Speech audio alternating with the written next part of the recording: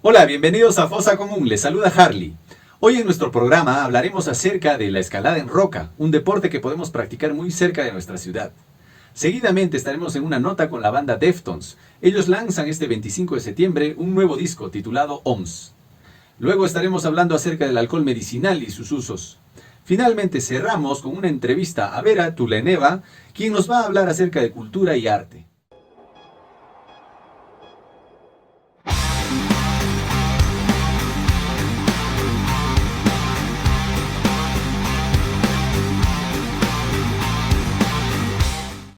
La escalada es una actividad que consiste en el ascenso de paredes mediante la fuerza física y mental propias. Estos ascensos, dependiendo de cuán difíciles, fáciles o imposibles sean de acuerdo a la condición física de la persona que lo practica, se realizan con las extremidades superiores e inferiores, con los pies y las piernas, y en muchos casos con las rodillas, y en la parte superior con los brazos y las manos. Este deporte está considerado de alto riesgo, por eso se utilizan equipos de protección altos. En origen, la escalada aparece como una actividad derivada del montañismo. Esto quiere decir que en aquellas veces se utilizaba solamente como método de entrenamiento para los recorridos de montaña. Es recién en el siglo XIX que aparece en la ciudad de Dresden, Alemania, esta actividad como una actividad oficial, asimismo en el distrito de los Lagos en Inglaterra. A lo largo de un siglo el material evolucionó. Las crecientes dificultades aparecieron y los niveles también, del nivel 5 al nivel 9, evolutivamente cada 10, 15, 20 años. Es así que aparecen también los rocódromos, los cuales dan auténtico empuje a esta actividad. La escalada se considera un deporte de riesgo. Habitualmente se practica este deporte con un equipo que permita evolucionar con seguridad. Pero existe una actividad un poco más extrema, la cual se llama solo integral, en la cual la persona practica este deporte sin ningún tipo de seguridad. Los tipos de escalada son: escalada en interior, también conocida así porque se ocupa la parte interior de la roca o pared, fisuras por lo general. Escalada en rocódromo usando cuerda, no se debe confundir con la escalada en interior. Escalada en salas de boulder, escalada en boulder, no necesariamente en salas. Luego tendríamos la escalada en exterior. Según la técnica y el entorno donde se desarrolla, se subdivide en escalada en roca, escalada alpina, se lleva a cabo en alta montaña con todas las implicaciones del medio, clima, altitud, presión atmosférica. Escalada en hielo. En este tipo de escaladas se suele utilizar un material especial adaptado a sus condiciones. Peak wall o grandes paredes. Escalada mixta, roca y hielo. Psychoblock. Escalada sin cuerda en acantilados sobre agua, especialmente el mar. Y la escalada urbana se practica en los grandes edificios de las ciudades, suele hacerse en solitario y suele ser ilegal en muchos países. Luego tendríamos finalmente la escalada de adherencia, se realiza en las paredes no completamente verticales que no disponen de presas de pie de mano. Casi siempre es imposible volver atrás, la tranquilidad y el equilibrio interno son las principales condiciones psíquicas para poder practicar con seguridad y placer la escalada de adherencia. Al ser la escalada un deporte sin reglas o normativa escrita, se puede considerar los diferentes tipos de acuerdo a su filosofía o ética. De cada uno de los medios en los que se escale depende mucho la técnica y los equipos a utilizar. Por ejemplo, en la escalada del hielo es muy diferente a la escalada en roca, y también los equipos, tanto como la técnica, difieren bastante. En cambio, la escalada en roca con la en rocódromo se parecen bastante y los equipos también se utilizan bastante similares. En todo caso, la escalada en el rocódromo sería básicamente el entrenamiento para la escalada en roca. En roca se necesita mucho más preparación física y, lógicamente, un poco más de elementos de seguridad. Dentro del equipo a utilizar para las distintas clases de escalada, podríamos clasificar en los siguientes: equipo personal, arnés, pies de gato, casco, cuerdas, cordinos y cintas. Según su elasticidad, cuerdas elásticas, cuerdas dinámicas. Según su uso, cuerdas simples, cuerdas gemelas, cuerdas dobles. Mosquetones normales de seguridad HMS. Frenos. Hay una gran cantidad de aparatos que sirven para asegurar la progresión de un escalador. Grigri, zoom, cinch, placas de freno, ABS, ATS, reverso, nudo dinámico montado sobre mosquetón HMS. Rapeladores o descensores como el 8 y el piraña. Fijaciones, clavos o clavijas, fisureros o empotradores, friends, tricams, plomo y express. Amigos, en la ciudad del Cusco existe una gran variedad de lugares donde podemos practicar este deporte tan bonito y súper adrenalínico también, muy interesante, en el cual trabajan tanto la parte física y mental. Es un deporte que requiere bastante práctica y lógicamente siempre desde este lugar les vamos a recomendar básicamente la seguridad. Hoy en día existen clubes y personas que se asocian o se agremian para poder practicar este deporte de manera segura. Si ustedes tienen interés en la práctica de este deporte, pueden averiguar mucho acerca del deporte de la escalada en las redes sociales. Además, acá muy cerca, en la zona de Sacsayhuaman y alrededores, existen rocas en las cuales las personas suelen practicar el bouldering. Este fue un segmento dedicado a la escalada en roca, ya que nosotros tenemos en nuestra región bastante roquería y lugares espectaculares en los cuales podemos disfrutar del aire puro, de un paisaje hermoso, del sol y de los beneficios de la naturaleza. Más hoy en día que debemos estar un poco aislados y hacer deportes que no necesariamente impliquen reuniones grandes de personas. Amigos, los invitamos a participar y a practicar este deporte extremo de la escalada en roca. Deftones es una banda estadounidense de metal progresivo, fundada en Sacramento, California en 1988. Ellos son los precursores del estilo o género musical llamado nu metal, junto con la banda Korn. Los integrantes de esta banda son Chino Moreno, vocalista, Abe Cunningham, baterista, Stephen Carpenter, guitarrista, Sergio Vega, bajista, y Frank Delgado, quien está encargado de los samplers. La discografía de esta gran banda de nu metal, Deftones, es la siguiente. En 1995 lanzan Adrenaline, con el cual se hacen presentes en el mundo del metal alternativo, nu metal, consolidando un nuevo estilo a nivel del metal mundial. Seguidamente lanzan el 97 Around the Fur, con el cual también logran captar una gran atención en este estilo y género musical. Pero lógicamente hay quienes los han catalogado como que no son metal, por ser bastante modernos en su sonido, y también salen de lo tradicional de los estilos heavy metal, thrash y death metal antiguos. El 2000 sacan el disco titulado White Pony, con el cual ganan un disco de oro, y se consolidan como una de las mejores bandas mundialmente conocidas en el género nu metal. El 2003 sacan un disco titulado Deftones, como el nombre de la banda. Este disco también llega a tener un impacto grande y un gran número de ventas a nivel mundial. Con este disco hacen giras mundiales y logran consolidarse como una de las bandas top en el nu metal mundial. El 2006 sacan otro disco titulado Saturday Night Rest, con el cual no tuvieron mucha acogida ni tampoco sonó mucho. Seguidamente el 2010 se vuelven a lanzar con Diamond Eyes, un disco bastante moderno con toques bastante influenciados de bandas como The Cure y estilos un poco más psicodélicos. Para seguidamente el 2012 sacar Koi no Yokan, cual sería el sucesor de Diamond Eyes. Diamond Eyes y Koi no Yokan son dos discos que van de la mano. El 2016 sale Gore, que tampoco tuvo mucha acogida y no sonó demasiado a nivel mundial. Y finalmente, este 25 de septiembre de 2020 lanzan OMS, un producto que promete ser un discazo, porque el mismo Chino Moreno manifiesta que este disco es el más potente que van a lanzar, y después de mucho tiempo, vamos a escuchar a esta banda en su mejor momento. Asimismo, actualmente ya lanzaron el single titulado OMS, el cual lo pueden escuchar en las redes sociales y en YouTube, por ejemplo. Este 25 no se pierda en el lanzamiento de este disco. Cabe resaltar que el año 2008 el bajista original de la banda, llamado Chi Cheng, sufrió un accidente grave automovilístico, el cual lo dejó en coma. En el año 2013 falleció lamentablemente este bajista y corista de la banda, gran amigo de los músicos, lo cual representó una gran pérdida para la banda y significó muchos cambios en su estilo musical, en el contexto de la letra, etc. Esa etapa de transición bastante dura para la banda fue muy importante también para despertar y consolidar el estilo en el cual querían estar presentes a nivel mundial. Aquellas veces, en 2008, estaban en las grabaciones de un disco que tenían que lanzar, que se titulaba Eros, el cual finalmente no lograron lanzar. En esta época Chi Cheng sufrió el accidente y por motivos de acuerdo de la banda, decidieron descartar por completo el lanzamiento de este disco llamado Eros. Hoy en día parece que van a hacer un relanzamiento de algunas canciones de Eros. Esténse atentos porque habrá novedades de esta super banda. Deftones es una banda de talla mundial, la cual ha estado en nuestro país en algunas ocasiones y también son cabeza de cartel de festivales grandes a nivel europeo, norteamericano, etc.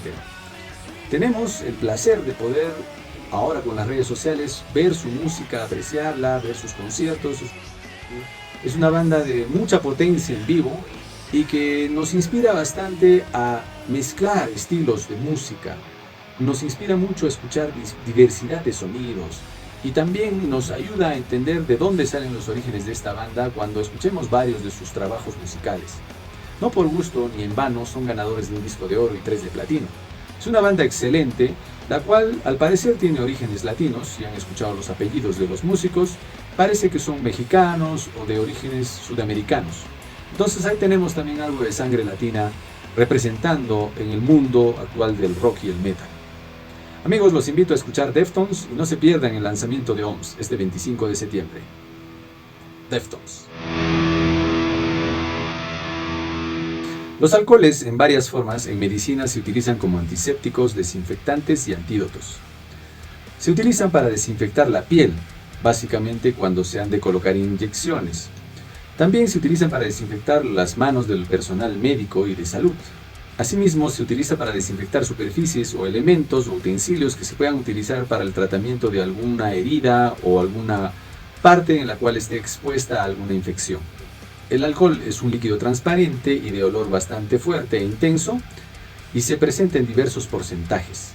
El más conocido es el alcohol medicinal de 70 grados, pero existe también el alcohol metanol de 99 grados, así como el etanol que existe entre los 60 y 80 grados. El alcohol también se utiliza en lo que son las bebidas alcohólicas. Ese es el alcohol etílico, que normalmente se encuentra en proporciones menores, como 5 grados, 6 grados en la cerveza, o 20-25 grados en los vinos, y a partir de 40-45 grados en las bebidas o licores más fuertes como el ron, whisky, etc. El alcohol se utiliza desde 1346 para la desinfección. Ha sido utilizado en la medicina convencional y actualmente es un gran remedio para poder combatir ciertas infecciones. Es decir, en caso de no tener ningún tipo de antisépticos, desinfectantes, el alcohol es un medio por el cual puede uno lograr la desinfección completa de heridas o de superficies. Es fácil de adquirir, es económico y se encuentra casi por todo el mundo. El alcohol es un producto con el cual actualmente se está combatiendo, se está tratando de combatir la proliferación del coronavirus. Es decir, es un medio por el cual desinfectamos nuestras manos, especialmente cuando no tenemos acceso al jabón y al agua.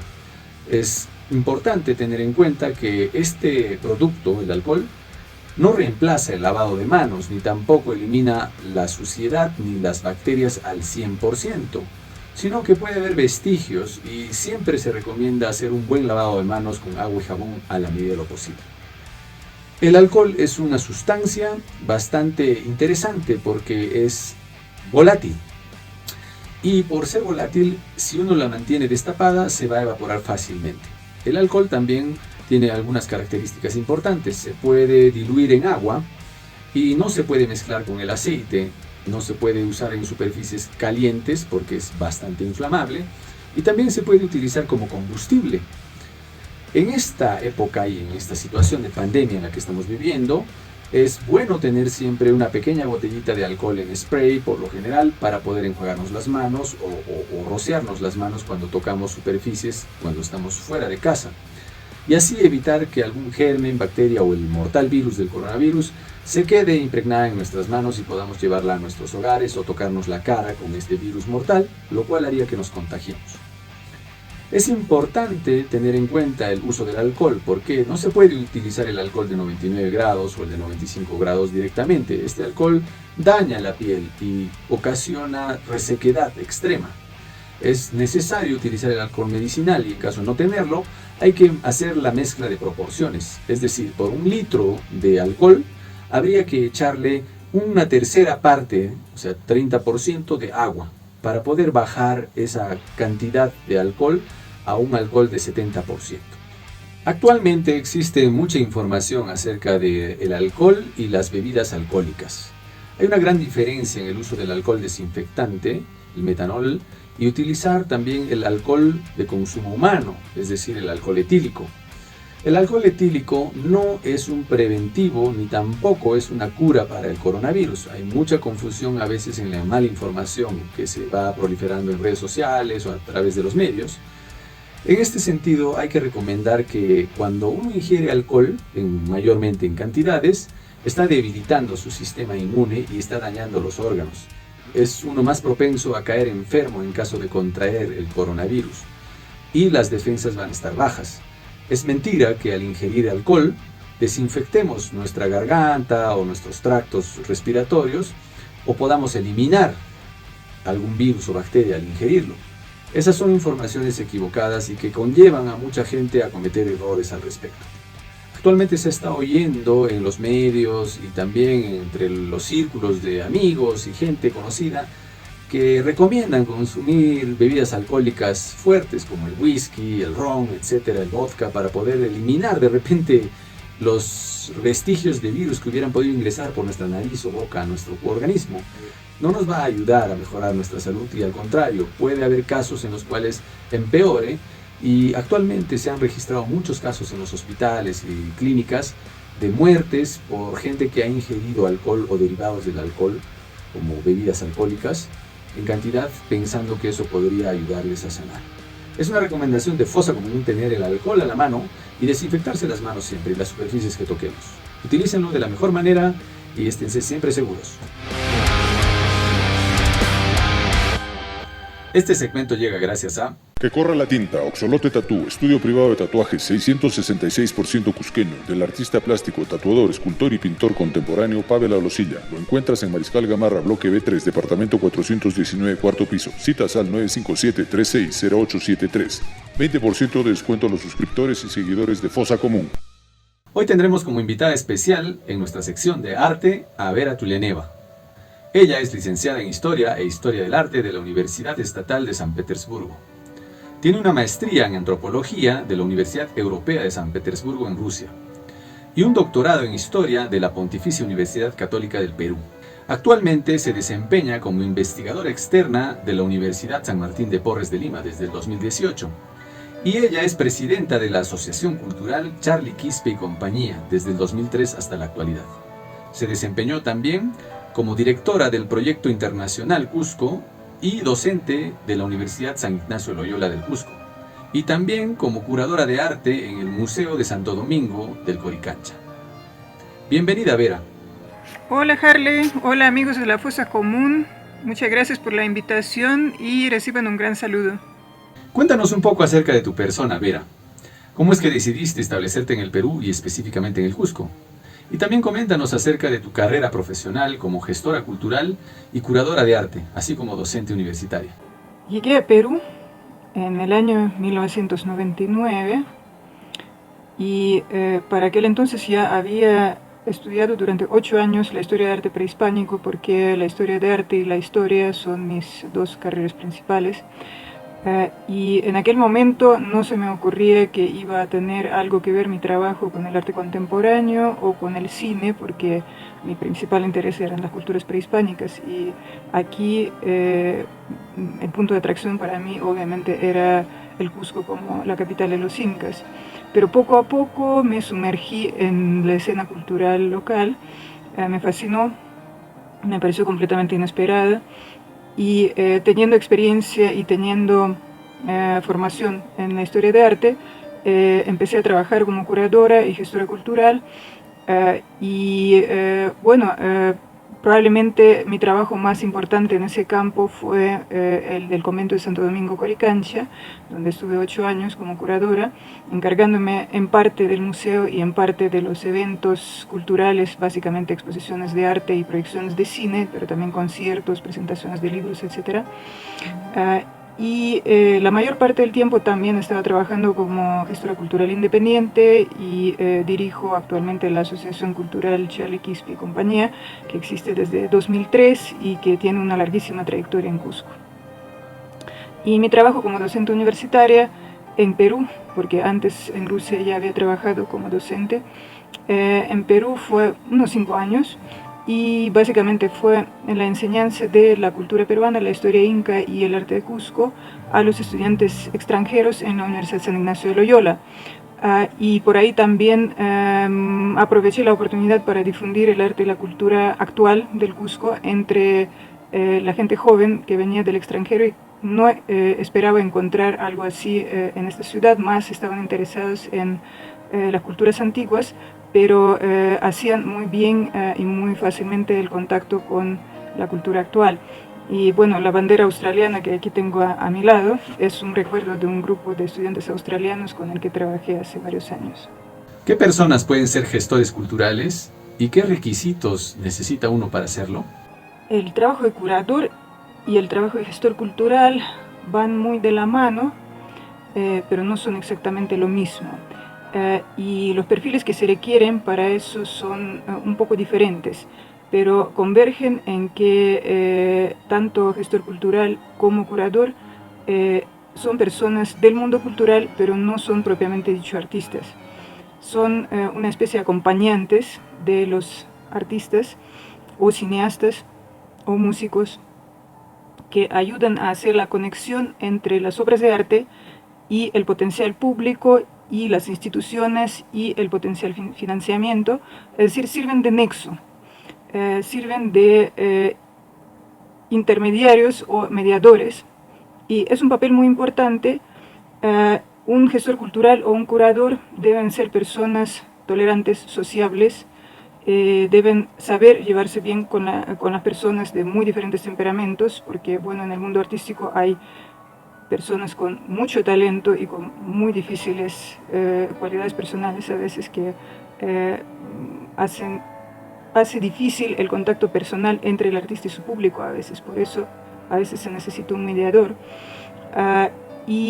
Bueno, además de la capacidad de socializar, un curador o un gestor cultural obligatoriamente tienen que tener conocimiento del panorama cultural, deben tener una formación no necesariamente especializada en gestión cultural o curaduría, porque lamentablemente en nuestra ciudad en este momento no hay una formación especializada, digamos, consecuente para un curador o un gestor cultural.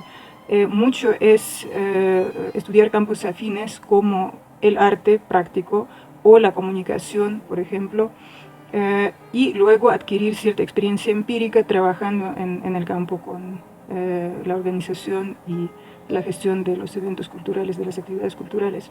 Ahí la experiencia, yo diría que es lo básico, pero hay una diferencia entre un gestor cultural y un curador. Un gestor cultural básicamente es una persona que tiene trabajo administrativo y también que consigue y que gestiona fondos, mientras un curador más se dedica al trabajo de interpretación, investigación, explicación, haciendo de una especie de intérprete a veces de las obras de arte para hacerlas más accesibles a diferentes tipos de público. Y en ambos casos yo diría que lo fundamental también es que un gestor cultural o un curador tengan una humildad profesional, en el mejor sentido de la palabra, entendiendo que no son ellos los que, digamos, tienen los hilos en sus manos y manejan las cosas, sino son acompañantes, son personas anexas al mundo artístico, y que los protagonistas de todas maneras son los artistas, los realizadores audiovisuales, los compositores, los escritores, y tener este perfil de una persona que acompaña, interpreta, ayuda, apoya, no buscar protagonismo, no buscar siempre aparecer en el primer plano. Yo pienso que es fundamental, y así se logra un trabajo mucho más fluido tanto con el público como con los artistas. Cuéntanos, ¿cómo es que nace la Asociación Cultural Charlie Quispe y Compañía? ¿Y cuál es el rol que desempeña en nuestra región? Charlie Quispe nació en el año 2003, informalmente, y después se legalizó en los años 2004-2005 como Asociación Cultural sin fines de lucro. Y en un principio éramos un grupo de 3 mujeres que trabajábamos en aquel tiempo en la Municipalidad del Cusco, y nos dedicábamos a la gestión cultural en diferentes campos. Luego dejamos la municipalidad y empezamos a trabajar por nuestra cuenta como un grupo independiente, trabajando principalmente en los campos de artes visuales y cine. Entonces ese fue el glorioso nacimiento de la Asociación Cultural Charlie Quispe. Hasta ahora mucha gente cree que Charlie Quispe es una persona y a menudo me escriben o me llaman preguntando, por favor, ¿puedo conversar con Charlie? Yo digo, yo soy su secretaria. Actualmente soy la presidenta de la asociación es muy pequeña pero tiene una actividad bastante intensa. Hasta los tiempos de la pandemia la principal actividad se concentraba en la organización de exposiciones de arte y muestras de festivales de cine, que probablemente era la parte más conocida y más visible de Charlie Quispe.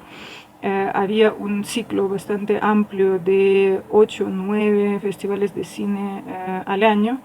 Eran muestras de diferentes festivales traídos en su gran mayoría de otros lugares, entre ellos Festival de Cine de Lima, Festival al Este, Festival de Cine Europeo, que han tenido bastante repercusión y bastante éxito entre el público. Todos eran con entrada gratuita. Lamento mucho hablar en el tiempo pretérito, pero obviamente este año todas las muestras de cine presenciales han tenido que ser suspendidas. Y en este momento Charlie está trabajando en modo virtual. Bueno, en este momento solo se comparte información sobre eventos culturales en el Facebook, en la página, perdón, en el grupo que se llama Calendario Cultural Cusco. Esta es ahora la principal actividad directa de Charlie Quispe, pero estamos, como todos, tratando de reordenarnos y reorganizarnos y ofrecer contenidos virtuales, contenidos digitales para compensar la ausencia de la actividad cultural presencial. Y obviamente para nosotros, como para todo sector cultural público independiente, la pandemia ha sido un golpe fuerte, pero son circunstancias de fuerza mayor y de nada sirve quejarnos, sino hay que adaptarnos a las condiciones nuevas y hay que pensar cómo podemos aportar en esta situación. ¿Cómo ves la situación y movimiento cultural en nuestra región del Cusco? Desde el año 99, cuando llegué a Cusco, y ahora la actividad cultural ha crecido enormemente. Fue algo muy observable, muy claro, muy visible. Y no solamente me refiero a la cantidad de la producción artística, me refiero también al interés del público. El público ha crecido, ha madurado. Los jóvenes que estaban en los colegios, en las universidades, ahora ya son adultos y son los que constituyen nuestro público y son un público muy grato. Y la producción artística se ha desarrollado de verdad en una proporción increíble. Entonces en realidad estaba con muchas expectativas y con muy buen futuro el panorama artístico cusqueño en la víspera de la pandemia, pero obviamente la pandemia ha afectado este crecimiento y los que estaban produciendo arte, los artistas visuales, los artistas escénicos, los músicos, ahora están sufriendo, están en una crisis tremenda. El Estado está ofreciendo ciertos apoyos, pero obviamente ya está claro que esos apoyos no van a abarcar a todos los necesitados.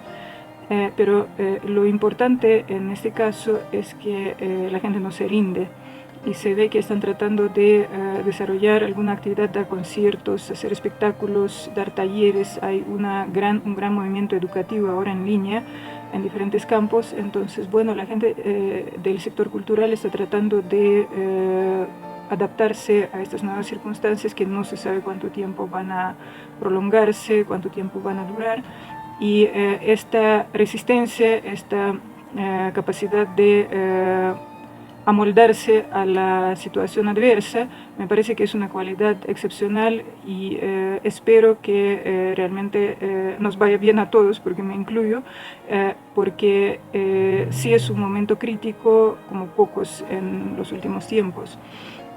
Y yo pienso que pasado este momento difícil se va a retomar este crecimiento que ya estaba en marcha y los artistas van a recuperar sus posiciones perdidas y van a volver a desarrollar su actividad normal como lo hacían antes. Vamos a volver a hacer los festivales de cine, vamos a volver a hacer exposiciones artísticas, van a volver a abrir los museos, van a volver a editarse libros y la normalidad no va a ser como antes, sino va a ser mejor.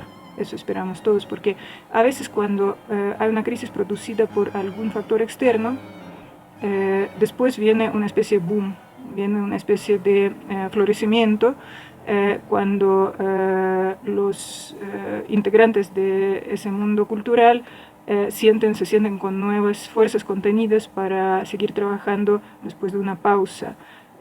Entonces, bueno, vamos a esperar que superemos este momento difícil y que después no nos falten ganas para continuar trabajando. Como organizadores de eventos culturales, coméntanos cuáles fueron los eventos más significativos y por qué. En cuanto a los eventos o actividades más significativas, en los últimos años se me hizo bastante claro que no es tanto la gestión cultural, la producción de mega eventos, eventos estrellas, donde salen artistas estrellas necesariamente, sino es un trabajo perseverante, de hormiga, que se desarrolla poco a poco y que apuesta no tanto por un éxito momentáneo, sino por la creación de una especie de continuidad cultural con la continuidad también del público que está interesado en esa actividad, para garantizar que este público siempre va a tener cosas para ver, escuchar, informarse, enterarse y alimentarse espiritualmente. Entonces, los eventos significativos para mí son los eventos que tienen mayor continuidad y tienen mayor expectativa a futuro para seguir existiendo y para seguir atrayendo público, para seguir atrayendo espectadores. Entonces, yo de los últimos años quisiera recalcar el ciclo de los festivales de cine que se hacían en diferentes locales. He pasado prácticamente por todos los auditorios del Cusco. Probablemente los más asiduos eran los locales del auditorio del Coricancha y el Instituto Cultural Peruano Norteamericano, con el que estuve trabajando hasta el año pasado y espero seguir trabajando en el futuro, uno de los mejores auditorios de la ciudad. Estos festivales de cine se hacían más o menos con el ritmo de un festival por mes promedio. Entonces el público ya estaba a la expectativa, pasó un mes, estamos esperando un nuevo festival. Eran muestras de 3 a 4 días que normalmente incluían largometrajes y a veces también cortometrajes. Y uno de esos festivales era organizado por Charlie Quispe, que ya había tenido 10 ediciones. Estábamos en la organización de la edición número 11 cuando cayó la pandemia y obviamente se tuvo que suspender la edición porque siempre han sido proyecciones presenciales para el público del Cusco. Entonces, bueno, dadas las circunstancias, hemos tenido que hacer una pausa, pero estamos ya pensando en una modalidad virtual que probablemente va a ser implementada a fines de este año. El festival era Festival de Animación y Video Experimental. Se le llamaba y se sigue llamando Video Babel, pero como digo, probablemente va a pasar a un nuevo modo de existencia este año. Con los años de experiencia como organizadora y promotora de eventos, ¿cuáles fueron las limitantes más grandes que tuviste en el camino? El mundo cultural independiente siempre anda un tanto accidentado y básicamente es por la incertidumbre, por las carencias económicas, porque por más que la sociedad esté viviendo o haya estado viviendo antes de la crisis una bonanza económica, no hay nunca la certeza de la fuente de la que van a venir los fondos este año, el próximo año, pasado mañana. Entonces, esta incertidumbre siempre ha sido un factor negativo en la gestión cultural independiente y en la vida de los artistas. Y esperemos que poco a poco se vaya estabilizando. La incertidumbre económica probablemente es el factor más importante, pero también hay una cierta inestabilidad institucional. No hay un sistema institucional que apoye realmente a la cultura como se debería, y también está pendiente el buen marco legal para el sector cultural por parte del Estado. Sabemos que hace poco precipitadamente salió la Política Nacional de Cultura, bueno, no tan precipitadamente porque empezó a redactarse en 2017, pero recién fue publicada este año, probablemente bajo la presión del sector cultural que estaba preocupado en los tiempos de la pandemia de qué va a suceder. Pero eso solamente es un comienzo, porque falta un gran trabajo de normas legales y disposiciones concretas que ayuden a los trabajadores culturales a encontrar su lugar en el mundo y obtener fuentes de financiamiento y obtener la base institucional. Eso yo creo que es fundamental. Vemos que en sus políticas de acción las autoridades estatales no le dan prioridad al arte y la cultura. ¿Cuáles consideras que deberían ser sus roles respecto a la promoción de la cultura? ¿Y qué aspectos cambiarías en este sentido? Bueno, estamos acostumbrados a que la cultura es la última rueda del coche y se considera que es una esfera así misteriosa que no se entiende para qué sirve en la sociedad. La agricultura sirve para producir comida. La ganadería sirve también para criar animales para sustento humano. No sé, la industria textilera produce ropa y la cultura, ya, ¿de qué sirve? El Ministerio de Economía y Finanzas creo que siempre se hace esta pregunta. Entonces, ¿para qué sirve la cultura? ¿Para qué sirve el arte? Eh, si pensamos, por ejemplo, ¿para qué la gente duerme y sueña? Eso también es un misterio y no se sabe cómo explicarlo. Una persona pierde supuestamente la tercera parte de su vida durmiendo y soñando. ¿De qué sirve? No se sabe, pero si no duerme, si no sueña, se muere.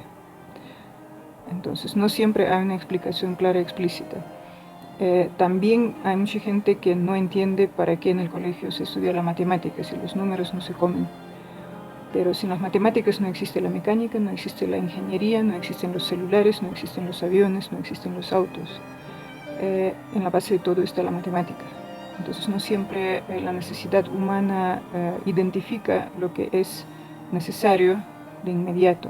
Hay cosas que tienen una gran importancia, pero esa importancia no se adivina, no se calcula a primera vista.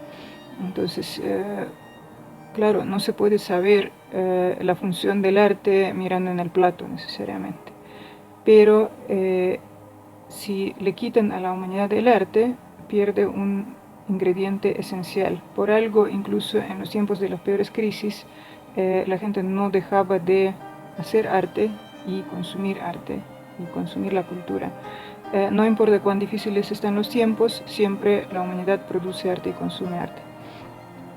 Entonces, el efecto del arte es un efecto a largo plazo y el arte y la cultura ayudan a pensar, ayudan a analizar, ayudan a tener actitud crítica, a crear valores simbólicos, a desarrollar capacidades afectivas. ¿Y cómo puede existir una sociedad sin valores y sin capacidades afectivas? Se derrumba, obviamente. Entonces, tenemos que pensar en que el arte es muy importante y que se debe apoyarlo como parte de las necesidades cruciales de la sociedad. Y las instituciones del Estado obviamente deberían tomar eso en cuenta y tenerlo presente como una de las necesidades, uno de los derechos esenciales de todo ciudadano. Danos por favor unas palabras finales para la audiencia de Fosa Común. Bueno, las palabras finales, yo creo que hace falta de nuevo volver sobre la situación que estamos viviendo y creo que lo esencial ahora es paciencia, paciencia y más paciencia y no perder la esperanza, porque lo que vemos ahora como una situación sumamente dramática, en realidad sí, bueno, es dramática, pero la humanidad ha vivido en su historia tragedias mayores y ha salido de ellas y ha vuelto a caminar y ha vuelto a crear cultura y ha vuelto a prosperar. Entonces hay que armarse de paciencia y dejar que pase este momento tan crítico. Todos ahora recuerdan la situación de la epidemia de 1918, la pandemia de la influenza, que era la última gran pandemia que abarcó todo el mundo y que ha matado cerca de 50 millones de personas. Ahora no estamos llegando a esta cifra, por suerte, aunque la humanidad, la cifra demográfica ha crecido muchísimo. Eso habla obviamente de que el cuidado de la salud es mucho más desarrollado ahora que antes, y además no se olviden de que en aquella época la humanidad había pasado por una gran guerra y las consecuencias de esa guerra estaban todavía muy frescas y se sumó a ello la enfermedad. Entonces imagínense la situación crítica en la que estaba en aquel tiempo el mundo. Y lo que estamos viviendo ahora obviamente para nosotros es un golpe, pero no perdamos la esperanza y sigamos adelante en la medida de lo posible. Admiro a todas las personas que siguen trabajando y siguen creyendo en los mismos principios y siguen haciendo arte a pesar de todas las adversidades. Y también agradezco mucho a Fosa Común que en esta situación sigue promoviendo el arte y la cultura y está ayudando a difundir nuestras actividades y está dando el espacio para que hablemos y para que compartamos nuestros pensamientos. Muchas gracias, Vera Tulianeva, por la entrevista a Fosa Común. Nos complace saber que hay personas dedicadas a trabajar por el arte y la cultura y comprometidas con este ámbito. A las personas en general, nuestra población, les pedimos involucrarse y participar de los eventos culturales que ofrece nuestra ciudad. Asimismo, las autoridades promover e impulsar la cultura y el arte, ya que este es un camino de educación y una calidad social de vida que mejorará día a día solamente si todos participamos y contribuimos. ¡Éxitos, Vera! Eso fue todo por hoy, amigos. Nos vemos la próxima semana. Fosa Común.